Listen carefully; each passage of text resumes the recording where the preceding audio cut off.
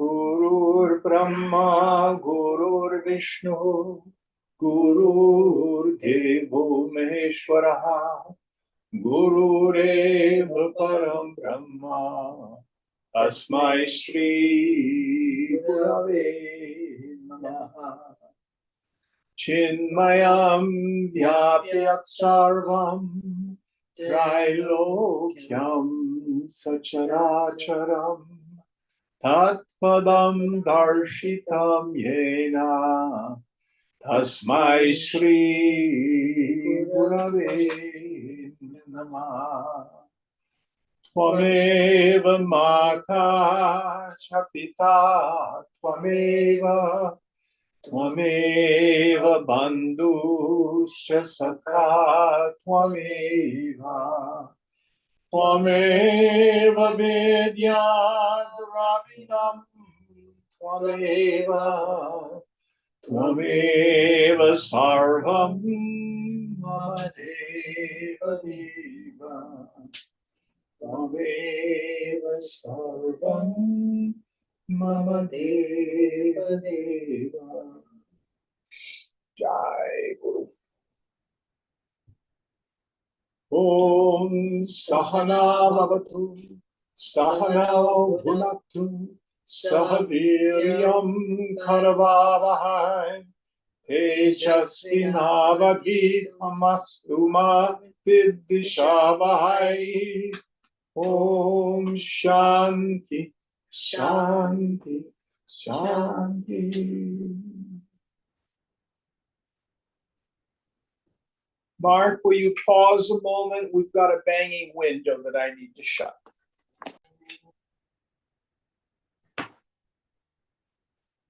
So we're still in our last chapter, our 18th chapter.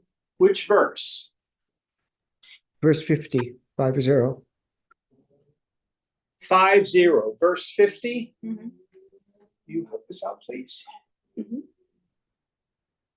Siddhim prapto yatha brahma tathapnoti nibodha me samaseneva kaunteya nishtha jnanasya yapara.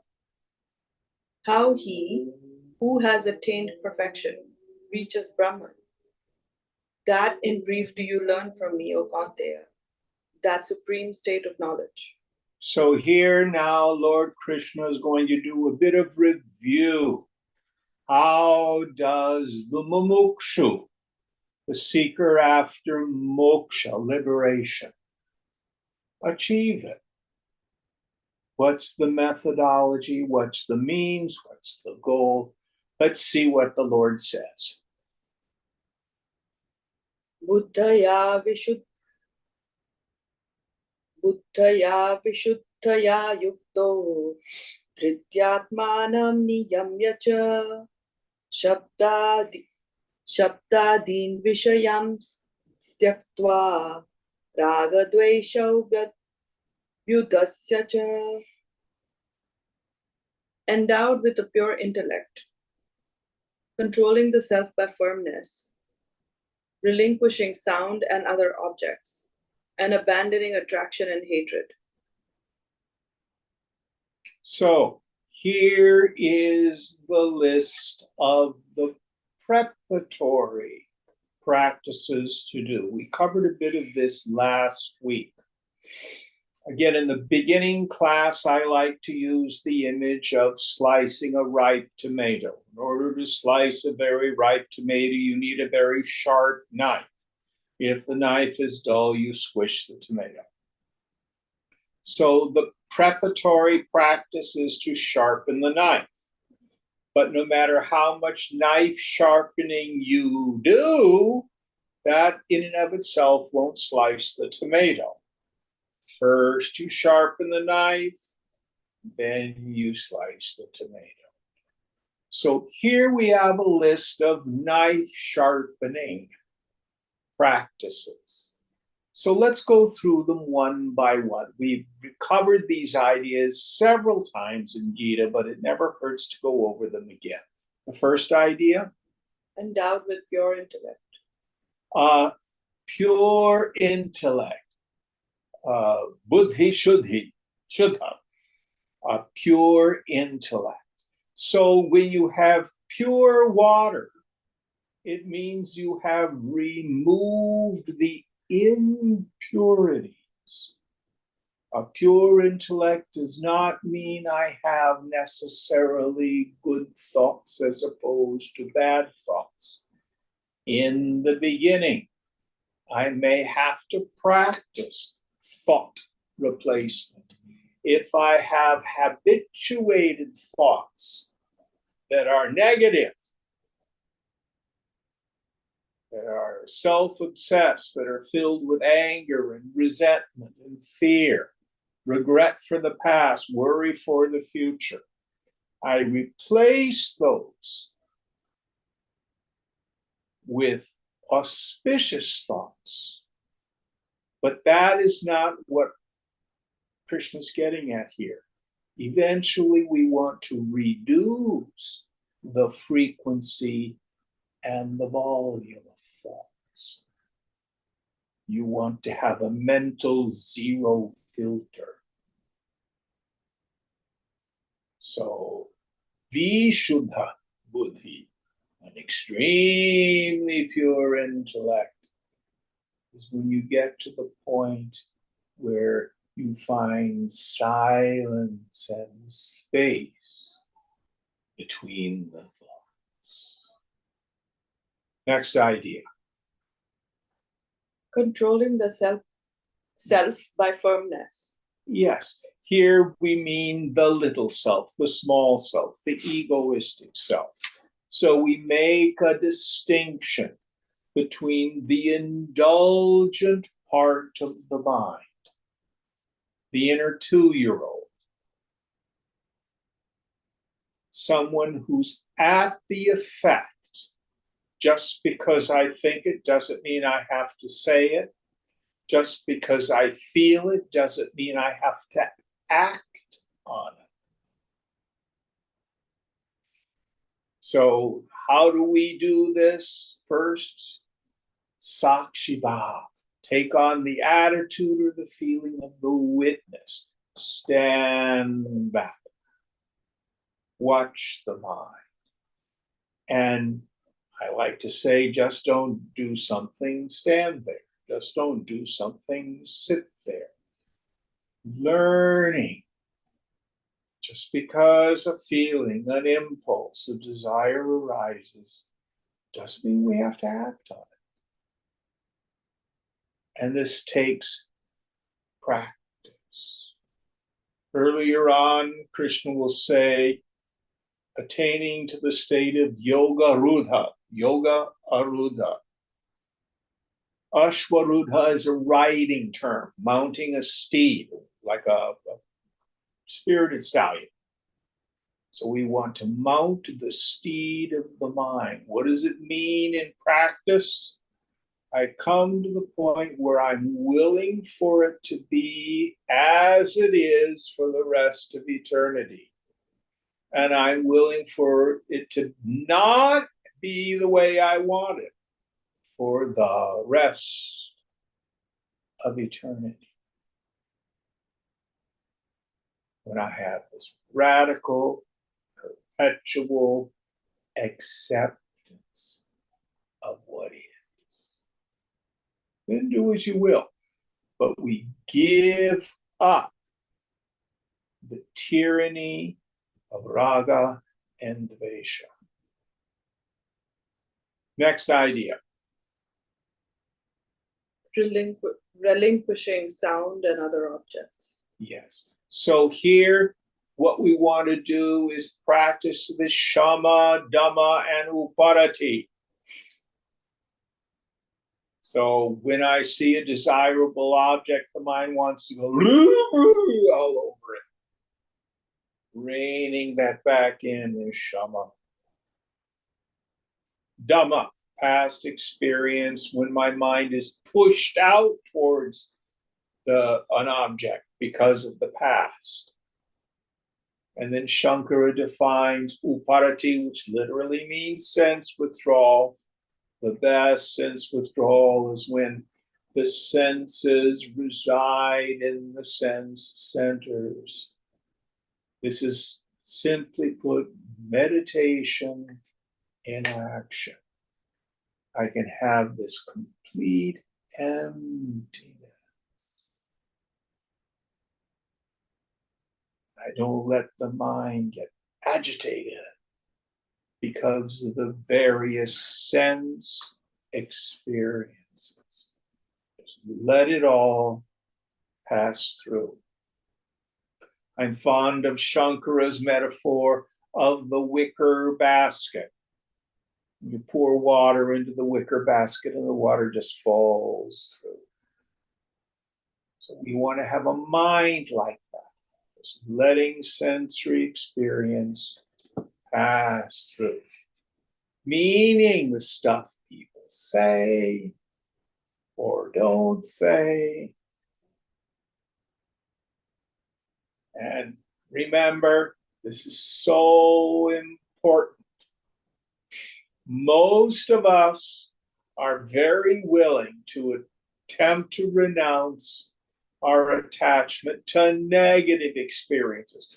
Oh, he was so mean to me. How could he do that? I can't seem to let it go. I can't seem to let it go. It's usually not on the negative side where the attachment and identification happens. It's on the positive side. Oh, you're so wonderful. You're so smart. You're so talented. You make me feel so happy. Oh, that's a powerful one. You have all this power to make me feel happy. You buy into that one? I feel terrible and it's your fault. You already, like the fish with the hook, you ate the bait. So we practice. Let it go. Go.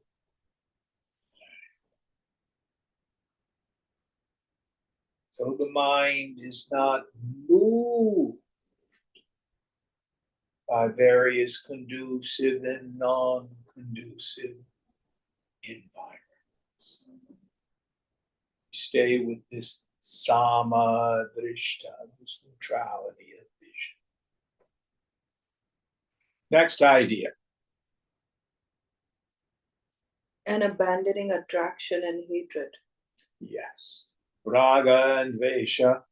So we first of all understand this is not done from a moral perspective, not done out of willpower. It's done through vipassana, which means insight. The way we abandon this is to think through, consider deeply the relationship between desire and suffering. What does it feel like to want something I don't have? It sucks. Yoga says there's no other suffering. And it occurs as attraction for things, raga, aversion for other things, vesha, or bhaya, I have what I want, but I'm afraid I'm going to lose it, fear. Ego says I'm unhappy because I don't have what I want. I'm stuck with this horrible situation. I can't get rid of it.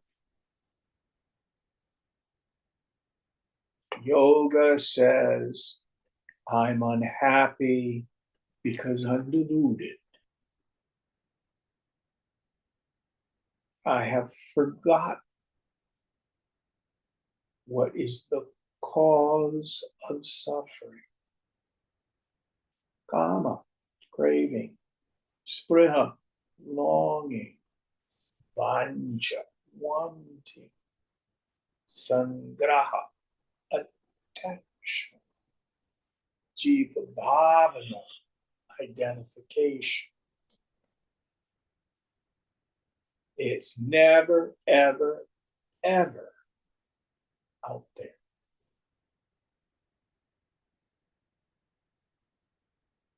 This is how we're able to let go of the world. World isn't bad. World is just neutral. Trinkets and baubles. Pieces of colored glass.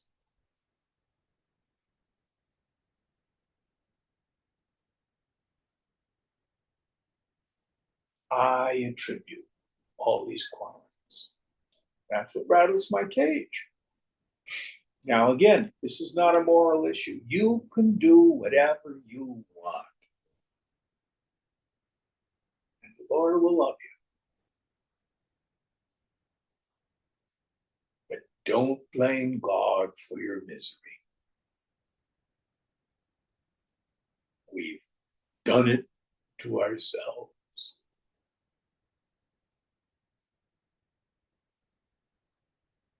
Next idea. That's it. Next verse.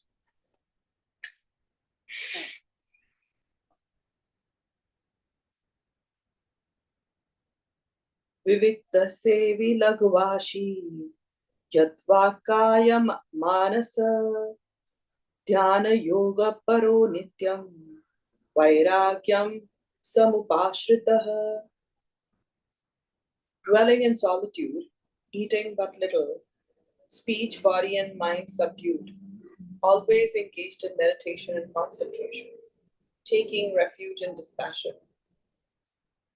So now we have another list of practices which are a little more on the subtle side, meaning when we've advanced a bit in our spiritual evolution. So let's parse this. The first one, Dwelling in solitude. this does not mean running away from the world. Although, for many of us, there may come a time when our meditation is really getting white hot, where the world falls away and we have the time and the inclination to withdraw from the world and spend our focus, our time, and our intention in sadhana. You might be drawn to enter an ashram. You may find you're drawn to going on meditation retreats. You may find that you're not particularly drawn to lots and lots of social interaction. You prefer being alone, spending time yourself. If your circumstances are such that you have a job, you've got a family, you've got responsibilities, you can still be in spiritual solitude. Giving up loka vasana, our attachment to social interaction. Let it go. Next idea. Eating but little. This does not mean that you're going to become spiritually advanced by going on radical fasts and things like that. I can remember when I was in the ashram, and there was this one gal, rest her soul, she's no longer with us. And she was anorexic. And what was so strange, I think at one point when she was young, she had had breast implants.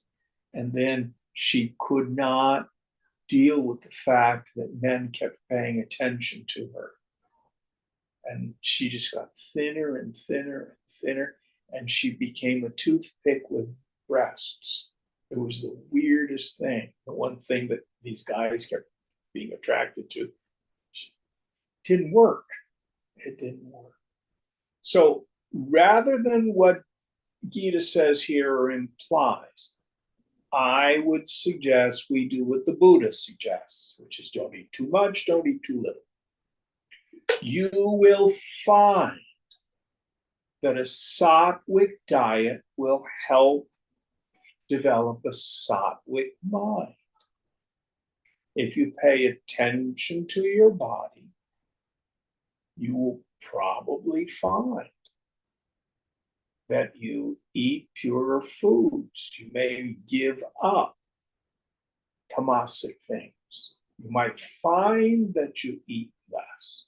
You may find that alcohol fades from your desires and other things like that. So eating in a intelligent and pure way. We can say here by eating but little means not giving up the sense of gluttony. And I think it was Dr. Samuel Johnson who said the sins of the board are the last to leave us. The sins of the? Sins of the board, meaning the table. Those are the last ones to go. Oftentimes it's our desire for good food that hangs around the longest. Next idea. Speech, body, and mind subdued. Yes. Restraint of tongue, pen, and sense.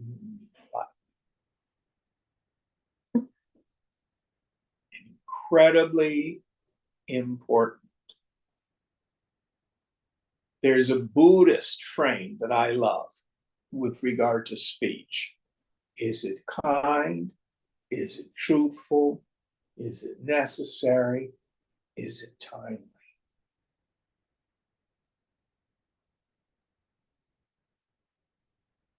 So practicing this restraint of speech. Next idea, speech, and what was the next one? Body and mind. Yes. So again, keep the vehicle. That's what the body is. It's a vehicle. It's like a car. And if you allow it to get sick, it makes sadhana more challenging. You can't do sadhana when you're ill or have an injury. But keeping it healthy means you're going to forget it much easier. So get appropriate exercise. Bathe regularly.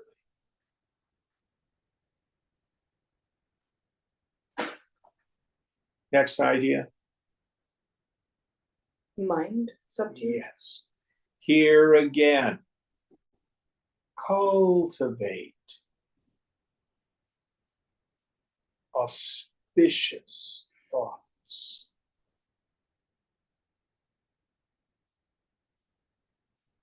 I always talk about the law of the third eye. It's like a lamp in a miner's helmet. What you look at, you're going to think about. What you look at repeatedly, you will think about repeatedly. Repeated thought becomes habituated thought. Habituated thought sinks into the unconscious and becomes the law of my life.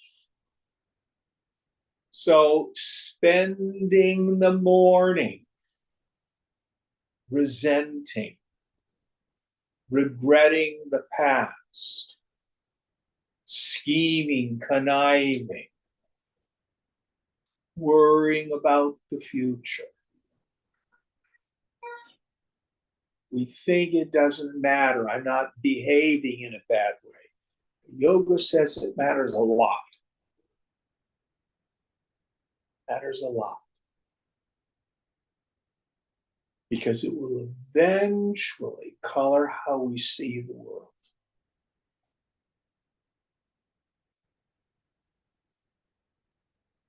So we want to spend time in the beginning, directing our mind away from negative thinking towards auspicious thinking. What's the best way to direct the mind? Towards service, we call it seva, or towards the Lord, prema, love of the infinite.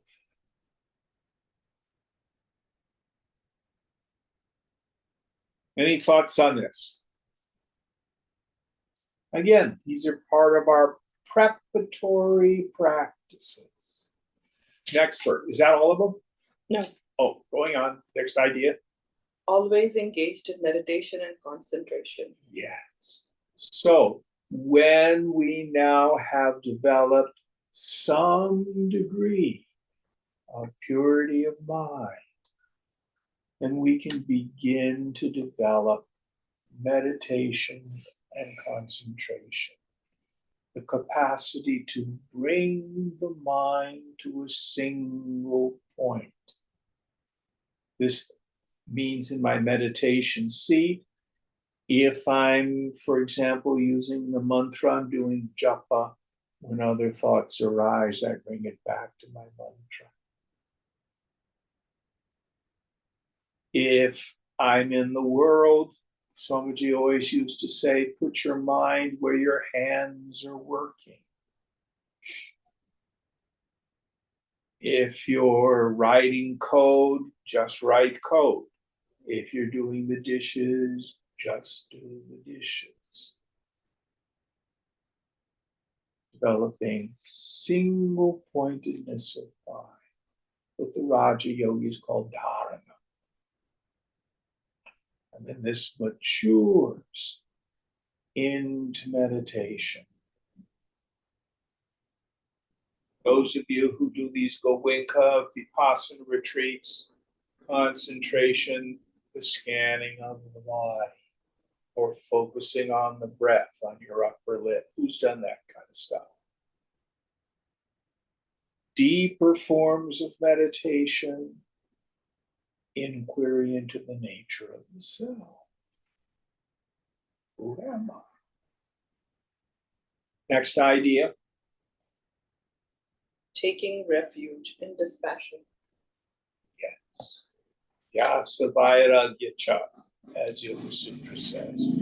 It always just boils down to that. Practice and an intense spirit of renunciation. That desire to give up attachment to all experiences gained through the senses. An identification with any personal sense of self. I think I'm a person, I'm deluded. Drop it. Next idea. That's it. And it works. Next verse. Ahamkaram balam darpam kamam krodam parigraham vimuchya nirmama shanto brahma bhuyaya kalpate. Having abandoned egoism, power, arrogance, desire, anger, and aggrandizement Aggrandizement is how I would call it. aggrandizement, and freed from the notion of mine, and therefore peaceful, he is fit to become Brahman. So, again, we're getting subtler and subtler practices. So let's parse this one. The first one, abandoning egoism. What do we mean by this? We touched on it at the end of the last verse. No personal sense of self is real. Who am I? I'm the witnessing consciousness.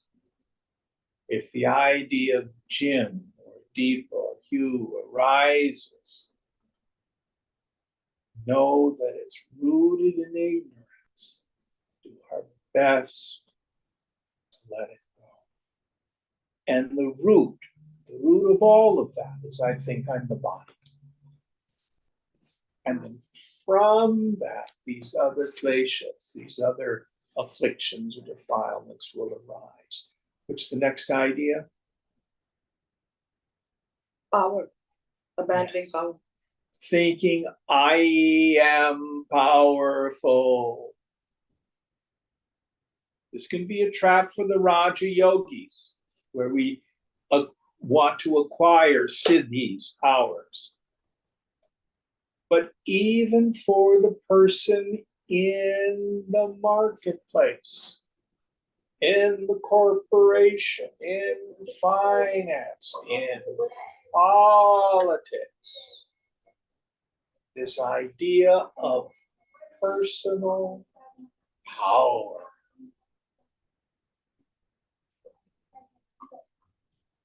It's so small. It's so little. If you think you're powerful, go try to go out to the ocean and stop a wave.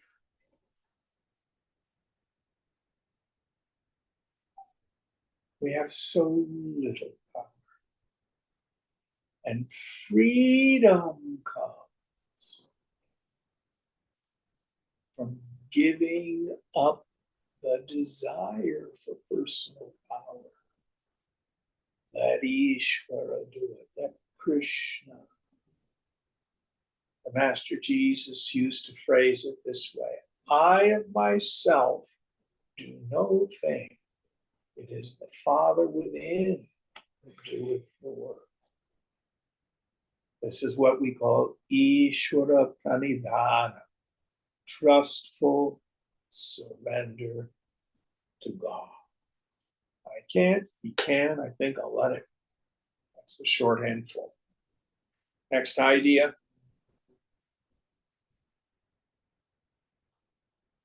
Arrogance. Arrogance. The idea of an importance fits right in with the sense of power. And of course, as soon as I try to be important, then the opposite idea will afflict us. I'm not important. I'm a nobody.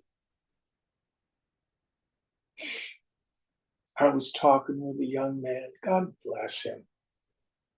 And he's had some Buddhist training.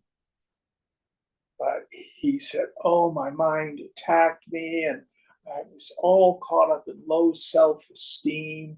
You know, like I'm bad at this, I'm broken, I'm awful, and I'm just an unlovable person. And it's funny because last week I was feeling really good about myself, and I was, you know, really liking what I was doing and how I was coming across to people. And you can see what his ego was doing. He wanted to be identified as this really wonderful dude. Arrogance. And as soon as you're identified with that, you also buy into, I'm broken, I'm terrible. You can't ever get peace of mind by trying to make ego okay. Worldly suffering and worldly pleasure are the same thing.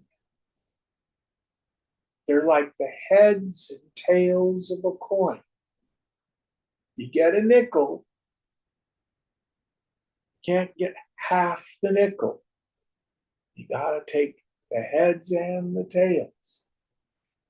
If I want to be a really okay person, my dignity, my self-respect, the esteem of my fellows, all this sort of stuff, you are going to experience the opposite. Low self-esteem is a form of arrogance. Same. What? What about high self-esteem? It's a form of arrogance. If you have real self-esteem, you are birthless, changeless, deathless, the source of all in this universe, the vast empty space of consciousness.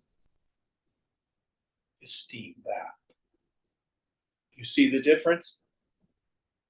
But if you keep trying to think, I have confidence in Deepa, or you, or Jim, or anybody else, it's like trying to build something that's ephemeral. Any thoughts on this? No, I have a question about something else. Go ahead. When your ego is activated and you can witness that it's happening, then what are our tools as a student? Depends on how activated it is and how skillful you are. For the yogi who's very skillful, say, ooh, look at that. Attachment identification. And you don't believe what it tells you. You just set it in the corner and do your duty.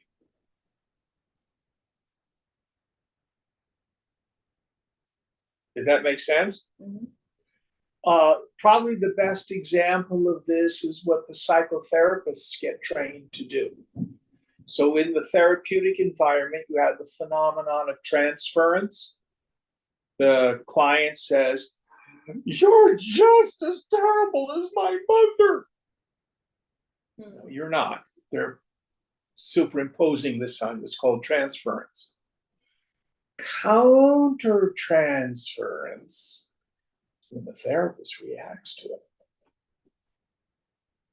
How dare you say that about me? I'm not at all like your mother. Even to some degree. And then the therapist has to learn to identify the countertransference. Look at that. That's my stuff. And it's not real. It's just I've gotten triggered by someone else's stuff. That's the whole world. The therapists just frame it in that kind of language in the context of the therapeutic environment.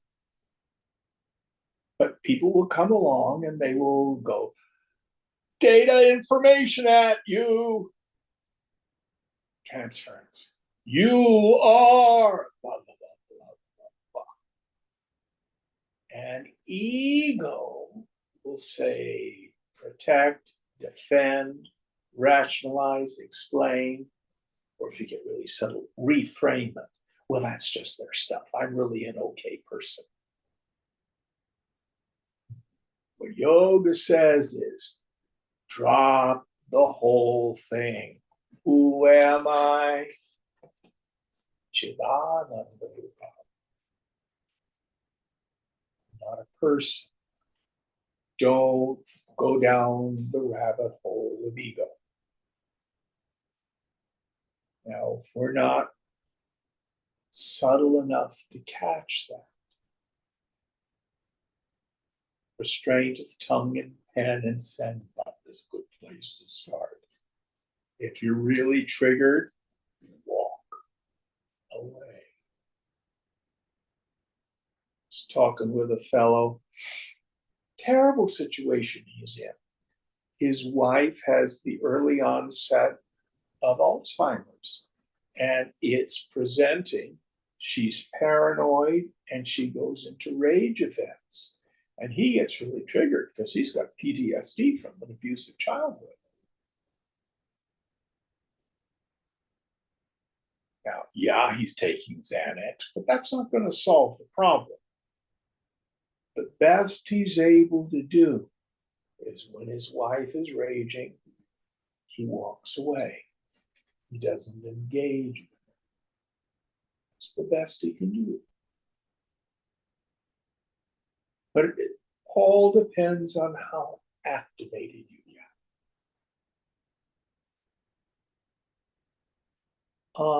You're a manager. What do you do if a subordinate comes to you and there's conflict, interpersonal stuff on the team? Disconnect from, take a dispassionate view, basically. So that's a tool you've learned to do. Try to do that with your whole life. Is this useful? Yeah. And if we feed it, it becomes more concrete and more real. If you take that disconnect, that dispassionate view, the volume level starts to go down. You may have gotten your own subtle body agitated if all of a sudden there's a conflict in your team and they're wanting to scream and yell at each other, or one of them comes to you. Your subtle body may go. Have you had that happen? Yeah, several times. Yeah. And then what do you have to do? You do your best to set it aside. Be compassionate, but dispassionate at the same time. Isn't that what you try to do? Be solution-oriented, don't take sides, yada, yada, yada. Sometimes we're better at it than others.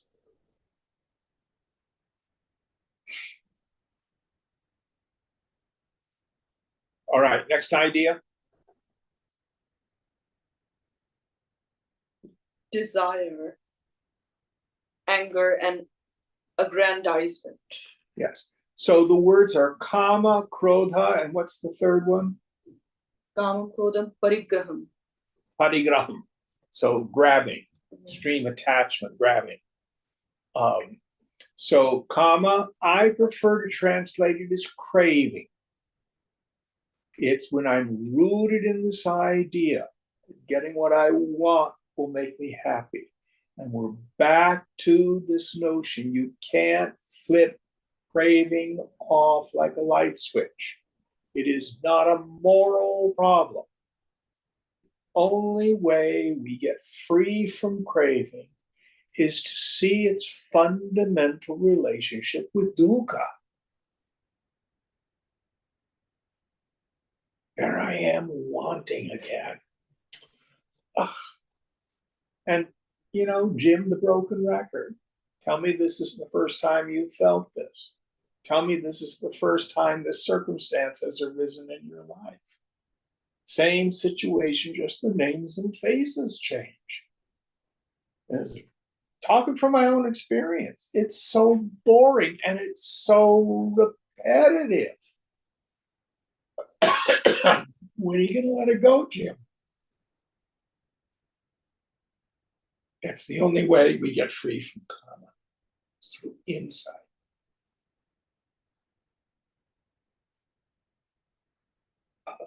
Where, excuse me, where does anger come from? Yoga's definition of anger, krodha, thwarted desire, unmet expectation.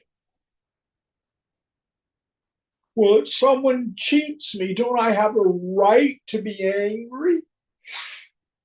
How many times have you been through Gita now, Deepa? 2.5. 2.5. Have you ever heard Lord Krishna use the word rights? Right. He says you have a right to action, but not the fruits. But that's about the only time. Yeah. Good point. So this Good westernized, student. What? She's a good student. she is.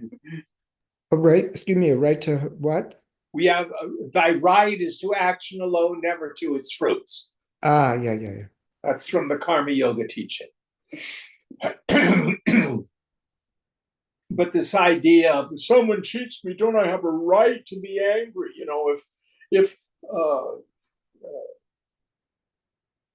this whole idea that we have, you know, anger is something to be used and stuff like that. You know, there's injustice in the world and anger powers my activism.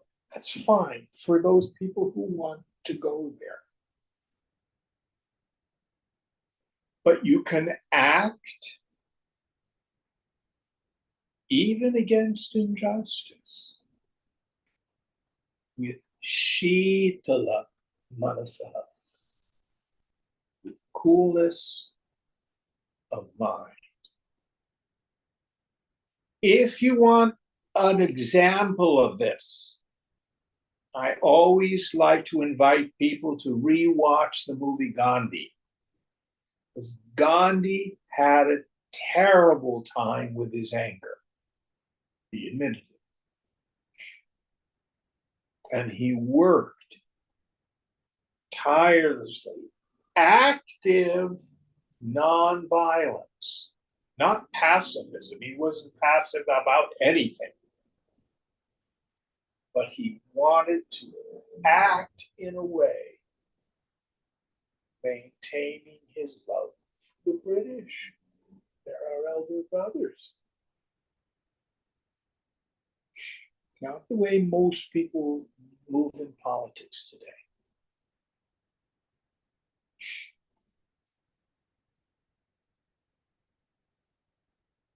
If we inventory our resentments, it will become clear to us that the world and its people are frequently quite wrong. But that's as far as most of us ever go. The yogi understands, where do I have an unmet desire? Where do I have an unmet expectation? That's my part. This does not mean they're right and I'm wrong. Please understand that. The world and its people are oftentimes behaving very badly. But if I'm disturbed, I have the klesha. And the attempt to play whack-a-mole with the world just never works. So the yogi endeavors to give up kama, craving, krodha, and parigraha. Is that what it was? Parigraha. Yeah. Yeah. This idea of grasping, aggrandizement, trying to acquire things to be safe, being miserly, all sorts of things. Any thoughts on these three? How do I get free from the compulsion for aggrandizement? Develop the quality of dana. What's dana? Charity. Generosity. Charity is how it's usually translated. Gift giving. But it means learning to give. Master Jesus said it is more blessed to give than receive. We have to prove that to ourselves. Many of us, because of culture or the way we are raised, just want to get, get.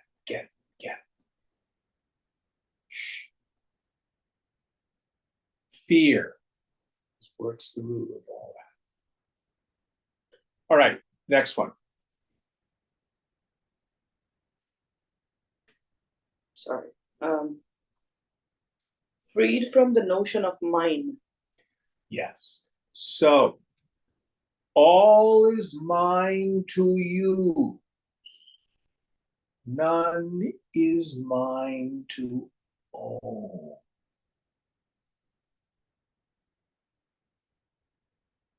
Yoga doesn't want us to be paupers. It doesn't mean that. Many yogis choose to live simply just because it's less work. But there's no virtue in poverty. Nobody thinks about money more than the impoverished person. To a starving person, God is bread. But what we want to do is understand that all the beauties of the world that come to me are mine to use and enjoy. But let them go.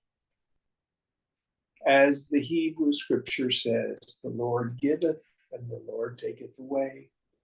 Blessed be the name of the Lord. That's this world.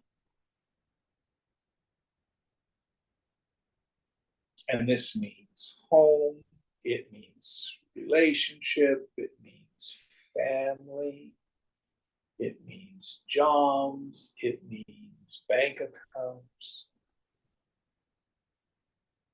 My personal view, life is basically a sine wave. Things are coming in, things are going out. Things are coming in, things are going out. Things are coming in, things are going out.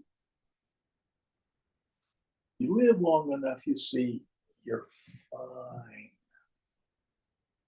It's all going to be okay. Nothing to fear. Next idea.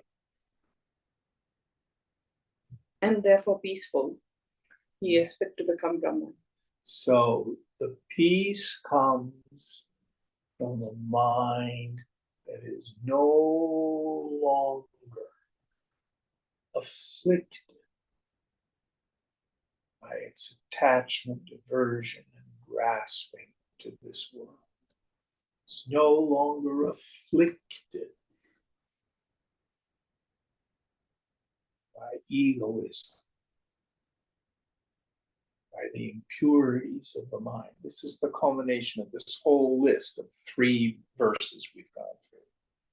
This is a person who's got a nice, sharp mental knife. Then, when you have peace,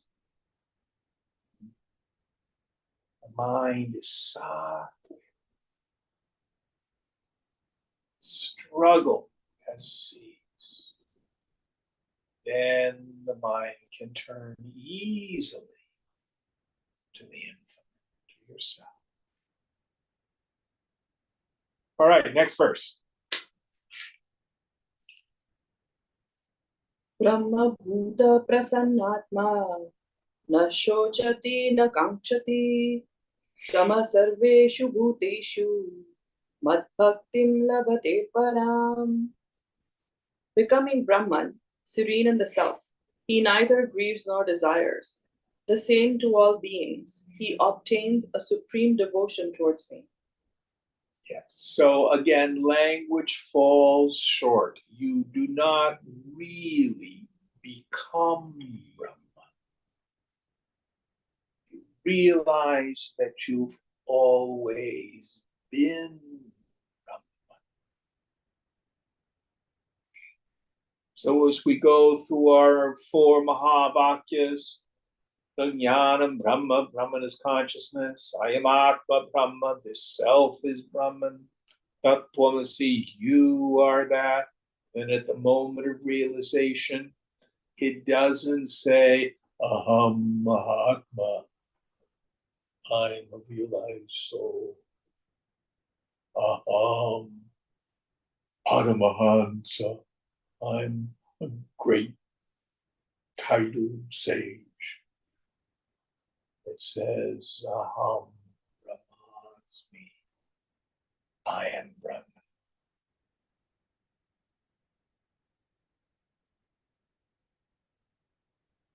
It's like Moses.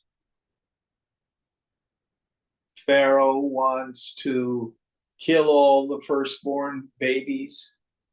So Moses' mother puts him in a little basket and sets the basket in the Nile. And the basket gets caught in the rushes. And Pharaoh's daughter finds the baby and raises Moses as her own, as Prince of Egypt. He's an Israelite.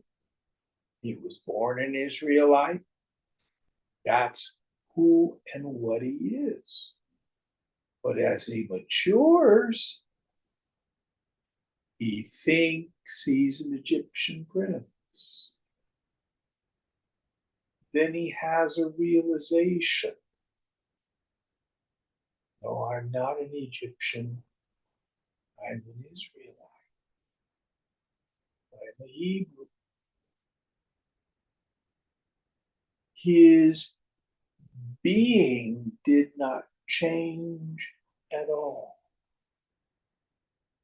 He didn't look any different. His skin didn't change color. His features didn't change. But his understanding of who he was changed profoundly. So also, you are already Brahman. We just don't know it. Through the process of yoga, we discover what we've always been. So that's the implication of this idea. Not becoming a knower of Brahman, but realizing I am Brahman. Next idea. Serene in the self. Serving in the self. Serene. Serene in the self, yes. So self-realization gives us peace, serenity. Why? I don't need to be improved. I don't need to be protected. I can't be destroyed. Nothing's going to harm me. Even dying is completely safe.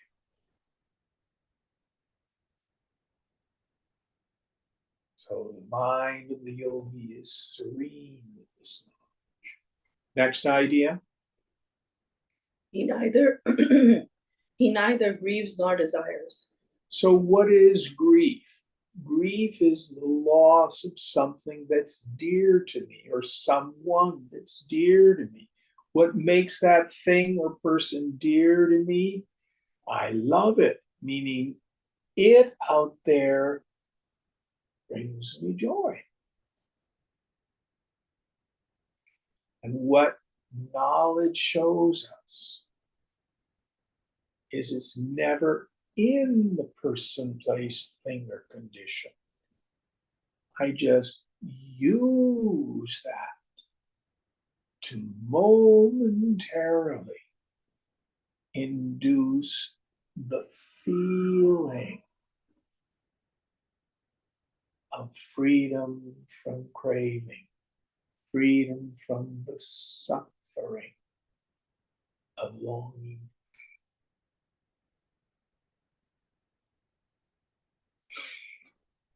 Desire and object of desire become one. I get a kiss of the bliss of Brahman. It's a taste of my essential nature. But in my ignorance, I'm convinced it's in the person, place, thing, or situation. So the jnani does not grieve the way ordinary people grieve, nor can she love with the kind of attachment that the ordinary people have.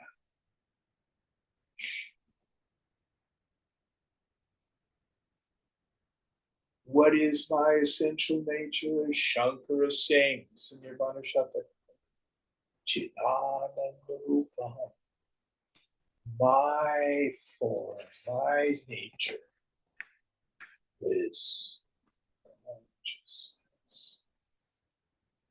Shivoham, Shivoham, Krishnoham, Krishno. Is that the end of this verse? There's more. Okay. The same to all beings. Yes. So the self in everybody is the self in me, the real being. What's different? Just the equipments. Their bodies are different, their actions are different, their feelings are different, their thoughts are different. This is just the play of Maya, just the play of the Lord. Surface opinions, of course, you'll have it. Deep inside, you know, Sarvam Kalvidam Brahma. All this is verily God. Next idea. He obtains the supreme devotion towards him. Yes. So, where does the mind find fullness and satisfaction? In the embrace of the infinite. My favorite little picture here. So we have Hanuman in the embrace of Lord Ram. Hanuman is the mind. When it's attached to the world, it suffers and suffers and suffers and suffers. Like Hanuman, it's incredibly powerful. Rama is myself. So this mind, absorbed in the self, reveling in the self.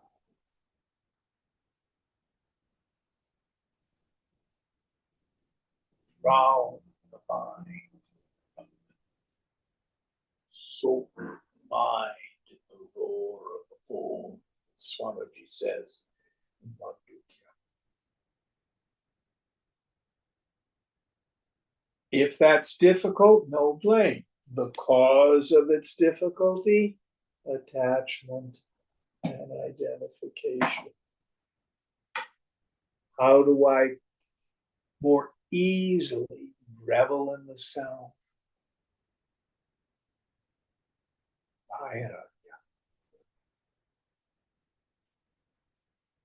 Is there more in this verse?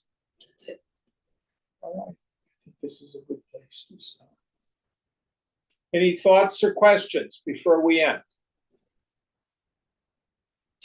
What verse are we on for next week? 55. Om Purnamada Purnamidam Purnat Purnamudachyate Purnasya Purnamadaya Purnameva Vashishyate. Om Shanti Shanti Shanti. Hari Om. Sri Guru Pyo Namaha. Hari Om.